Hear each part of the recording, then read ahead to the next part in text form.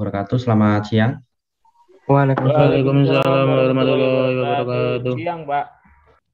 Oke, teman-teman ya, selamat berjumpa kembali di mata kuliah praktek elektronika analog ya di siang hari ini. Semoga teman-teman semuanya dalam keadaan sehat tanpa halangan apapun ya.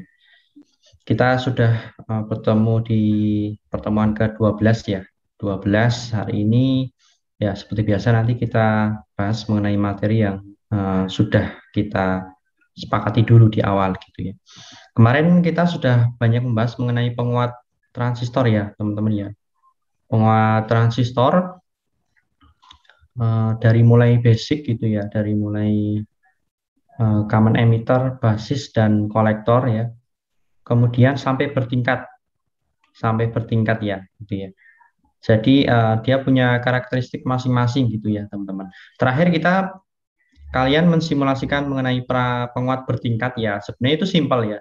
Itu hanya merupakan gabungan dari dua atau lebih gitu ya. Kalian bisa menggabungkan sampai mungkin berapa, 5 atau sesuai kebutuhan gitu ya. Misalnya pengen penguatan sinyal yang tinggi tetapi mungkin komponennya terbatas ya. Kita kan bisa ngatur penguatan juga dari komponen ya kemarin ya, dari beberapa konfigurasi nilai transistor itu sendiri atau dari R pendukungnya itu bisa. Nah, tetapi nanti kalau ada keterbatasan dan repot mungkin dan barangnya misalnya komponennya banyak, nah kalian bisa buat itu secara bertingkat sehingga nanti penguatannya ya seperti kemarin ya, seperti yang telah kita bahas kemarin, penguatannya dia mampu dikalikan gitu ya. Penguatan pertama dan penguatan kedua dikalikan. Kalau misalnya penguatan pertama dia menguatkan 2 kali, penguat kedua 3 kali, ya tinggal dikalikan, maka nanti totalnya itu jadi 6 kali kayak gitu. Simpel ya, sesimpel itu. Ada yang mau ditanyakan sampai sebelum kita mulai tentang materi baru yang kemarin? Barangkali ada. Saya Pak izin bertanya Pak. Iya Mas. Saya itu Pak yang perihal impedensi Pak.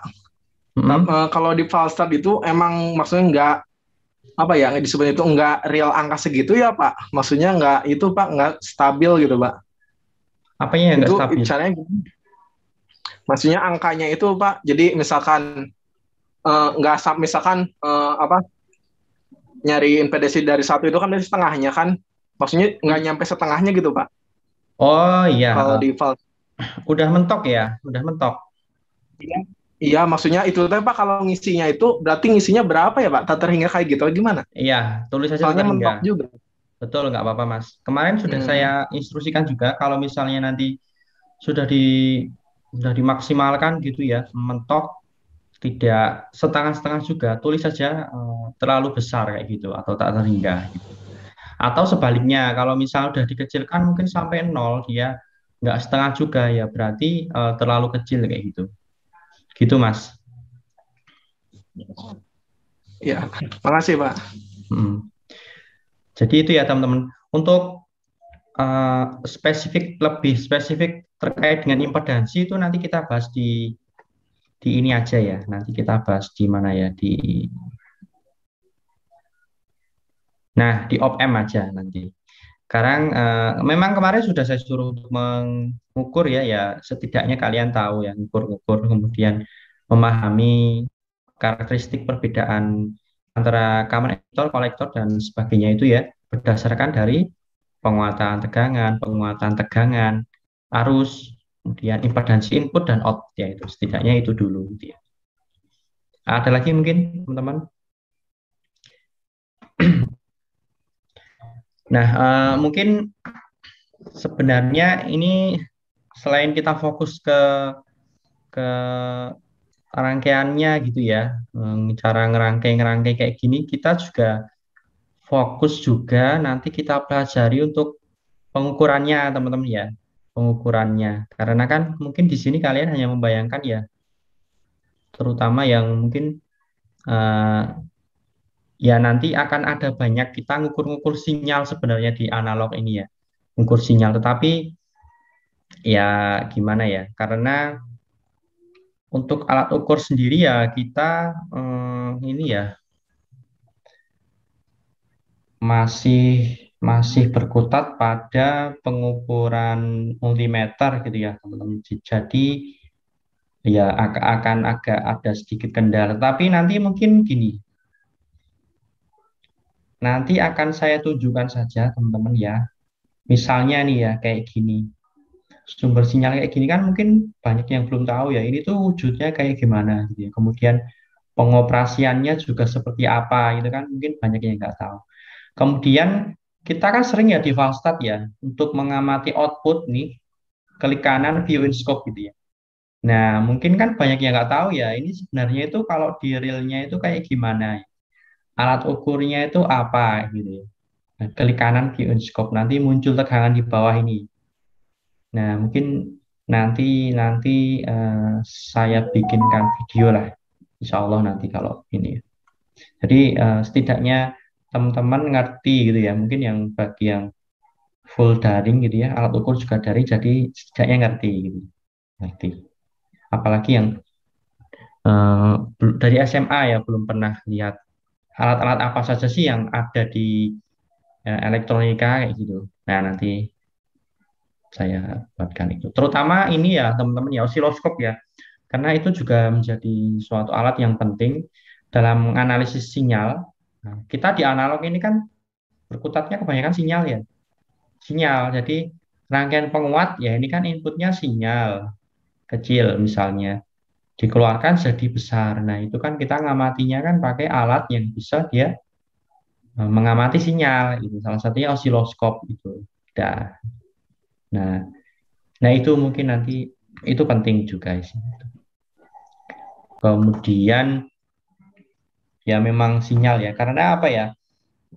Kita sebenarnya di elektronika ini kan abstrak ya teman-teman ya. Arus listrik, tegangan gitu ya. Kita sering membicarakan arus listrik, tegangan, apa namanya, hambatan dan sebagainya itu kan kalau tidak itu kan tidak terlihat ya. Ya mungkin bisa ya terlihat ya kalau tegangan tinggi itu kalau ada yang konslet biasanya dia meletik itu kan itu terlihat ya. Tapi kalau normalnya itu kan sebenarnya nggak terlihat ya.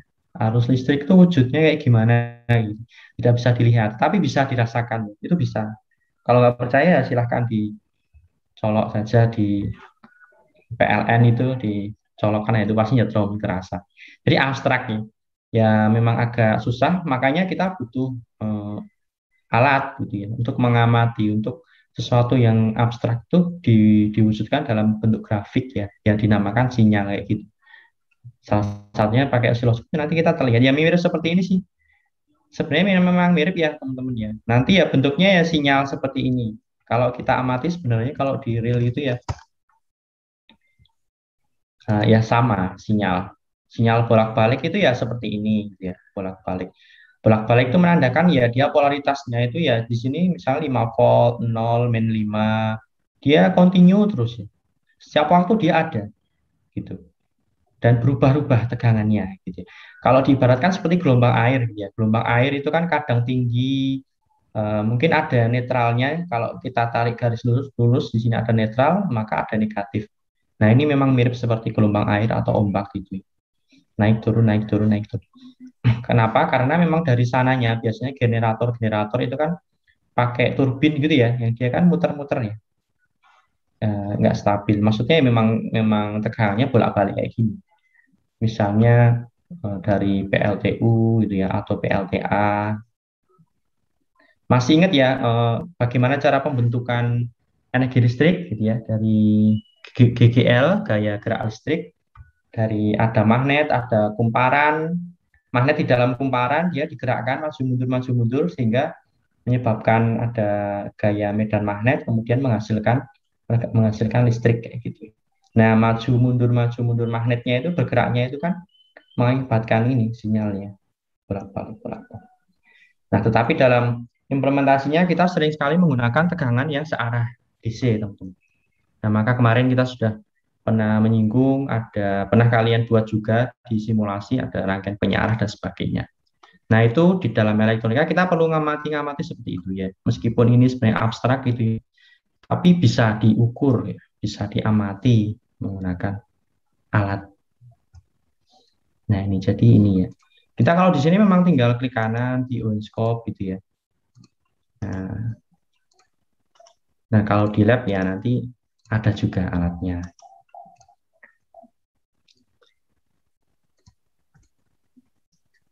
Nah, kalau nggak ada yang mau ditanyakan lagi, sebenarnya kita masih ada satu lagi ya, teman-teman ya. Enggak satu sih, sebenarnya ada banyak ya.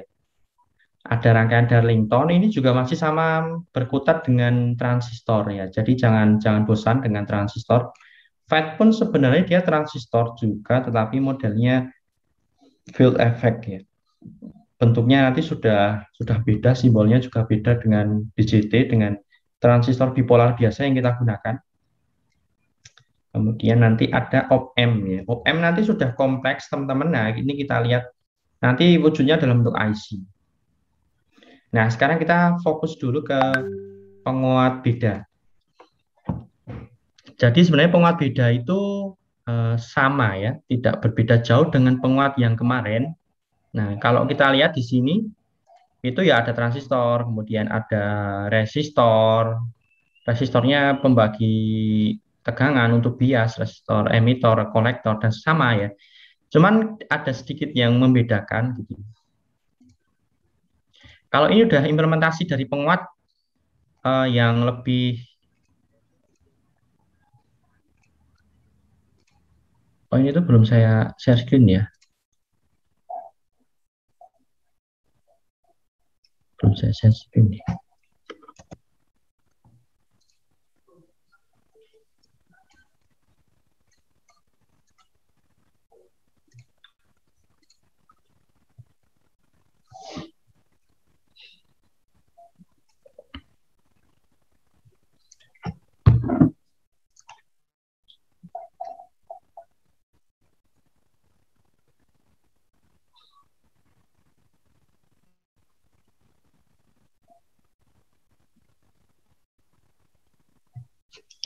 Ya, kita bahas mengenai penguat beda teman-teman. Jadi ini sudah modifikasi istilahnya, pengembangan juga, tetapi untuk penguat tidak hanya sebatas penguatan sih ya, tidak hanya sebatas kita menguatkan sinyal, nanti kita juga mempertimbangkan beberapa karakteristik. Nah, ini sering digunakan ya, ini sering sekali implementasinya. Ya, ini cikal bakal dari op-amp kalau sering lihat ya. Kemarin tadi sudah saya sempat perlihatkan juga, nanti kita ada op-amp ya. Oh, materi op-amp gitu ya secara khusus. Tapi untuk memahami op-amp, nah, ini sebenarnya awal mulanya dari ini teman-teman. Atau biasa disebut sebagai penguat beda atau diferensial, diferensial gitu ya. Nah, ini dasar teorinya dan rangkaiannya. Rangkaiannya seperti ini, teman-teman. Jadi simpel, tetapi yang membedakan dari rangkaian kemarin adalah di sini ada transistor lagi di depannya itu ya. Dan dihadapkan secara terbalik. Dan kita bisa lihat juga bahwa di sini itu inputnya ada dua. Inputnya ada dua. Nah ini ya, ini VS1, enggak kelihatan. Hmm, kelihatan.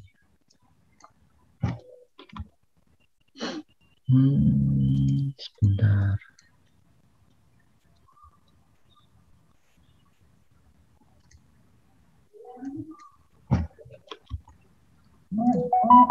Nah, ini ada VS1, artinya VS itu tegangan sumber ya, berarti ini sumber sinyal. Sumber sinyal itu apa ya? Bisa kita ibaratkan rangkaian sensor, mungkin sensor itu kan menghasilkan sinyal listrik ya, atau mungkin saya sering menyebutnya dulu dulu itu kemarin-kemarin, misalnya MP3 itu ya, musik mau dikeraskan di amplifier itu boleh diibaratkan kayak gitu. Intinya dia sinyal, sinyal yang mau diolah. Dalam hal ini, dalam hal kemarin, sinyal yang mau dikuatkan. Contoh simpel ya sinyal yang dari sensor dulu sering ya kemarin sering eh, saya sebut gitu ya. Saya buat percontohan. Nah ini ternyata di sini ada dua teman-teman. Jadi sumbernya itu dalam rangkaian penguat beda itu ada dua. Ini disebut VS1, ini VS2. Nah kemudian outputnya juga bisa di dua. Ini output satu. Nah ini nggak ada tulisannya, tetapi di sini output dua. Nah bagaimana konfigurasinya kalau seperti ini? Nah, ini yang disebut sebagai penguat beda. Kenapa? Ya karena nanti cara kerjanya dia itu ya, outputnya itu tetap dia nanti akan menguatkan juga, tetapi penguatannya itu dari selisih bedanya, teman-teman. Jadi VS1 dan VS2 itu kalau ada selisih, nah itu yang menjadi inputan penguat ini. Selisihnya itu nanti baru dikuatkan, kemudian nanti akan keluar oleh output gitu ya. Jadi perbedaannya kalau kemarin kita hanya menggunakan satu, kemudian langsung dikuatkan atau diolah seperti apa arusnya atau tegangannya, kemudian keluar. Nah kalau ini dia mempertimbangkan dua faktor ya, dua sumber, jadi sumber satu dan sumber dua. Oh, manfaatnya seperti apa? Nanti sebenarnya ada banyak ya untuk kasus-kasus seperti ini. Salah satu contoh mungkin kalau kita menangani beberapa sumber, contoh dalam rangkaian instrumentasi ada beberapa sinyal kayak gitu ya teman-teman ya. Sinyalnya itu kita mau mempertimbangkan dua-duanya, tidak cuma satu. Misalnya ya, saya itu pengen ini bisa dijadikan contoh ya. Pengen menghidupkan kipas ya, menghidupkan kipas yang ada di rumah saya, tetapi pertimbangannya tidak hanya terbatas sebatas pada suhunya saja. Biasanya kan kalau suhunya panas, hidupkan kipas kayak gitu misalnya otomatis ya. Kalau suhunya dingin, matikan kipas lah. Mungkin tidak hanya pada kipas saja, tetapi tidak hanya pada suhu, tetapi saya pengen kelembapannya juga berpengaruh. Nah, itu kan berarti inputnya dua ya, dua sinyal itu. Sinyalnya mungkin nanti dikonvert oleh sensor, sensor suhu dan sensor kelembapan. Nah, itu kan nanti inputnya juga dua, itu dipertimbangkan semuanya. Misalnya kan kadang kalau kelembapannya tinggi kan berarti ya lembab itu ya, lembab, maka mungkin perlu dipanaskan melalui mungkin bisa pakai kipas juga atau pakai lampu lah kayak gitu atau sebagainya. Ya, intinya bahwa inputnya bisa dua kayak itu contoh saja. Nanti ada banyak juga sebenarnya untuk penguat diferensial dan ini sering malah banyak digunakan ya konfigurasi seperti ini. Meskipun nanti itu tidak semuanya dipakai juga bisa. Nanti kita lihat di bawah. Itu contohnya. Nanti pertimbangan kedua buah input ini nanti yang menentukan penguatan dari output dari rangkaian bida. Intinya kayak gitu. Maka disebut penguat bida. Maka ini antara VS1 dan VS2 itu nanti harus beda, teman-teman. Nanti kalau sama, ya outputnya nanti akan nol. Idealnya ya. Karena kan dia outputnya itu ya ini ada perbedaan nggak inputnya gitu. Kalau ada itu sinyal yang berbeda itu yang diolah kemudian dikuatkan. Maka kalau tidak beda ya nol. Seharusnya nol. Nah, tetapi kita lihat di sini.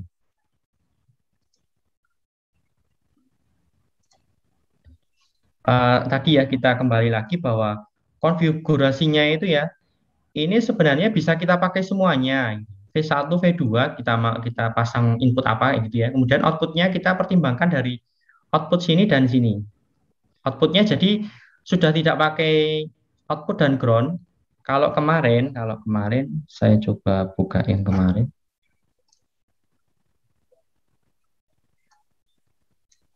Nah, ini ya,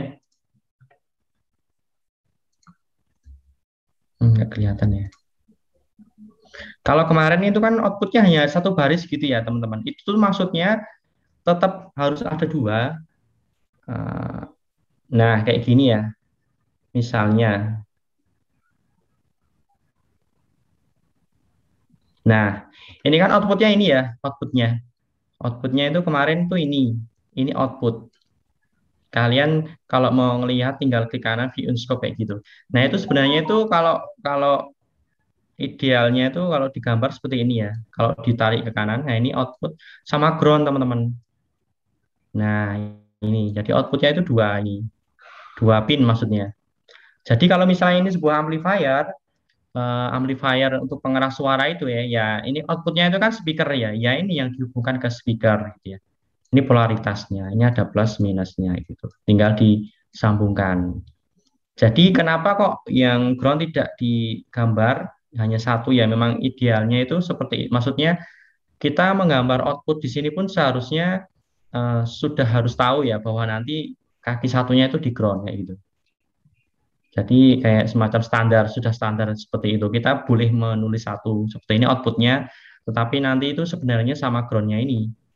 Groundnya boleh milih yang mana.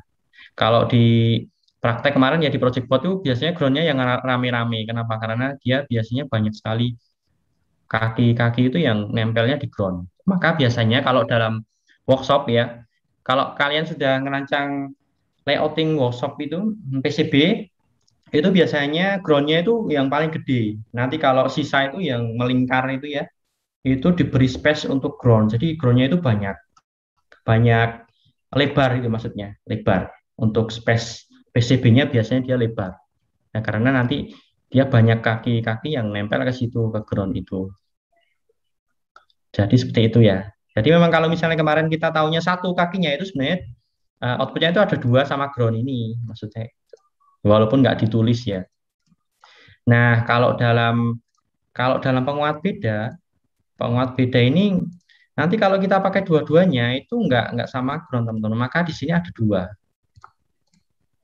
Nah, maka di sini kan ada dua ini pin ya. Nah, ini dan ini. Nah, ini yang akan kita pakai dua ini. Jadi sudah di ground lagi. Groundnya kan ini atau ini di sini juga ada ground. Nah, karena kita ingin membandingkan ya penguat satu dan penguat dua itu selisihnya berapa, kemudian setelah dikuatkan dia akan muncul di sini. Kayak gitu. Gitu ya. Itu kalau kita pakai semuanya, kita pakai dua input dan dua output. Nah, di sini ada penjelasan bahwasanya sebenarnya kita tidak selalu tidak selalu harus menggunakan semuanya. Kita bisa juga hanya menggunakan satu masukan. Jadi masukannya cuma satu, tetapi outputnya dua. Kalau masukannya satu, yang lain gimana Pak? Gitu. Yang lainnya itu dia dianggap aja ke ground. Nah, kayak gini, atau tidak dianggap lah gitu ya. Tidak dianggap seperti ini. Namanya single-ended input. Kemudian bisa juga konfigurasinya itu menggunakan kedua masukan. Nah, ini differential input ya. Kemudian menggunakan satu keluaran single ended input. Jadi misalnya ini satu masukan input itu kita bisa satu masukan output juga, satu output keluaran atau dua output keluaran. Jadi bisa dikombinasikan kayak gitu.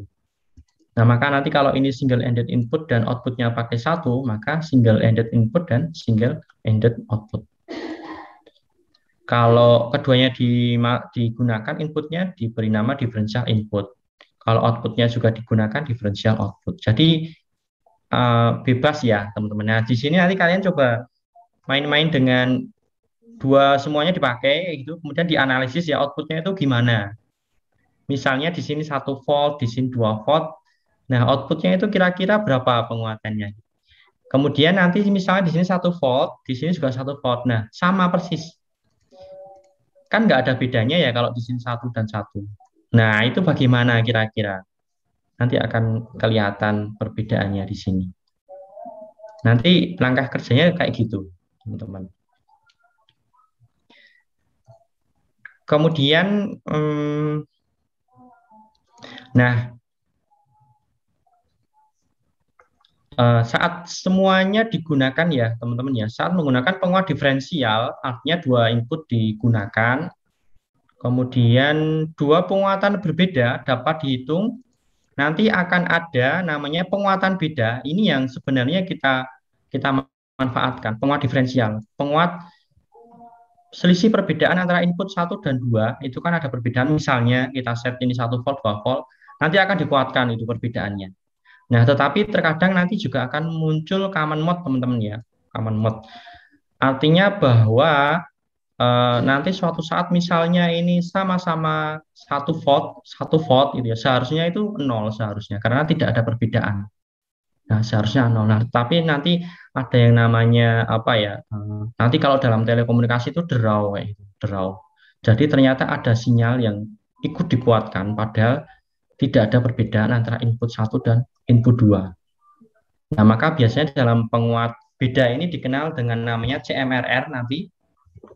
Nah, itu yang menentukan kualitas dari sebuah penguat. Nanti silahkan coba kalian amati saja gitu. Di sini sudah ada rumusnya, teman-teman. Jadi simpel kok. V out sama dengan AD kali VD. VD itu selisih input satu dan input dua ya. Misalnya tadi 1 volt dan 2 volt, maka kan selisihnya satu ya. Kemudian putar lagi. VD dikali AD, AD-nya selisih penguatan ya. Kalian bisa mengamati penguatan masing-masing seperti kemarin ya. Inputnya di sini, outputnya di sini satu-satu dulu misalnya berapa penguatannya. Yang ini di shotkan dulu, kita pakai satu, ini berapa, kemudian yang ini juga berapa, nanti akan ketemu selisihnya. Gitu ya. Kemudian AC ini common mode gain, nah ini kalau ini dijumlah kemudian dibagi dua. Nah ini untuk dua-duanya dipakai ya. Nah kalau ini hanya satu yang dipakai, berarti yang satunya nanti diputus boleh atau di groundkan. Nah, untuk rumus CMRR ini, teman-teman, ini penguat diferensial yang baik, dia harus mampu menekan sinyal umum yang ada pada masukannya. Artinya kalau misalnya inputnya itu tidak ada perbedaan, seperti yang telah saya sampaikan tadi, itu seharusnya itu nol, tapi terkadang itu ada sinyal umum gitu ya, yang dia itu ikut masuk sehingga dia dikuatkan di situ. Sering terjadi pada telekomunikasi, dia adanya draw gitu ya, draw. Nah, itu biasanya harus ditekan. Nah, ini bisa dibaca sendiri, kemudian jadi CMRR itu merupakan dia rasio, di sini rasio. Rasio penolakan mode common. Jadi penolakan mode common atau common mode. Oleh karena itu, tekanan positif dan negatif dari terminal akan dibatalkan dan itu akan memberikan tekanan output yang dihasilkan. Untuk perbandingannya sebenarnya dia cuma perbandingan penguatan dari differential gain, penguatan dari penguat bedanya tadi, perbedaannya tadi dibanding dengan penguatan yang mode gainnya yang tidak kita inginkan itu. Jadi kayak gitu teman-teman. Jadi sebenarnya kita harapkan itu kan ini yang besar ya. Ini yang besar, ini yang kecil. Sehingga nanti diharapkan CMRR-nya itu yang gede. Semakin gede maka semakin baik. Kenapa? Karena di sini kan penolakan mana ini? Penolakan tadi mana? Oh ya di atas ya.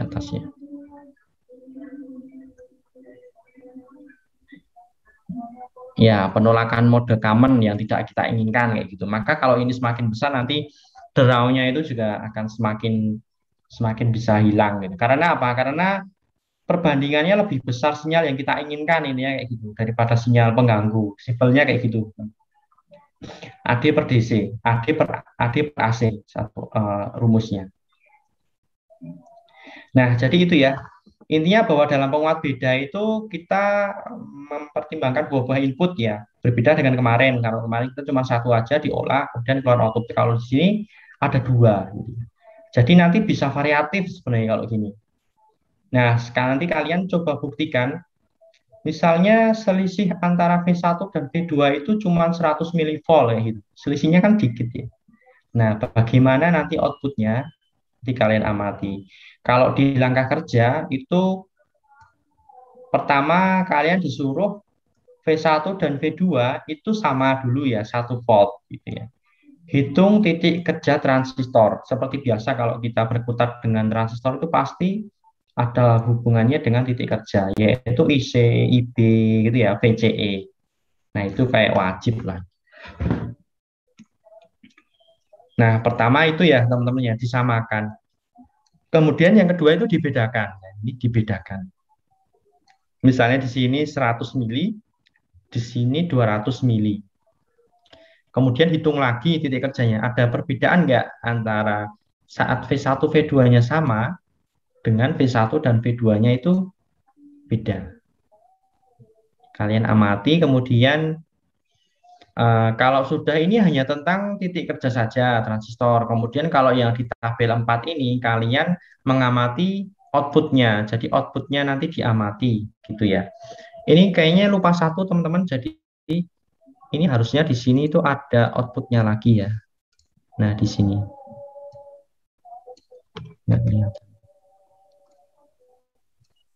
Nah, ini ya. Jadi outputnya itu kalian amati dari output 1 dan output 2. Itu ini jelek banget ya. Output 2 ini. Nah, boleh ngambilnya di sini. Kemudian taruh kabel, taruh ke sini. Nah, dijejerkan kayak gini ya. Nah, outputnya ini, teman-teman. Jadi output perbedaan antara ini juga Q1, ini harusnya Q2. Q2 lah gitu ya. Gitu ya. Nah, bagaimana cara mengamati tegangan? Kalau DC mah gampang ya. Kalau di Falstart tinggal pakai voltmeter antara titik satu dengan titik dua nanti kelihatan. Nah, tetapi terkadang sinyal yang ada di sini karena kalian mengamati sinyal, maka nanti bolak-balik ya di Falstart kayak gitu. Akan lebih enaknya itu kan kalau pakai tegangan. Nah, kalau pakai apa sinyal scope gitu ya. Nah, caranya adalah seperti ini.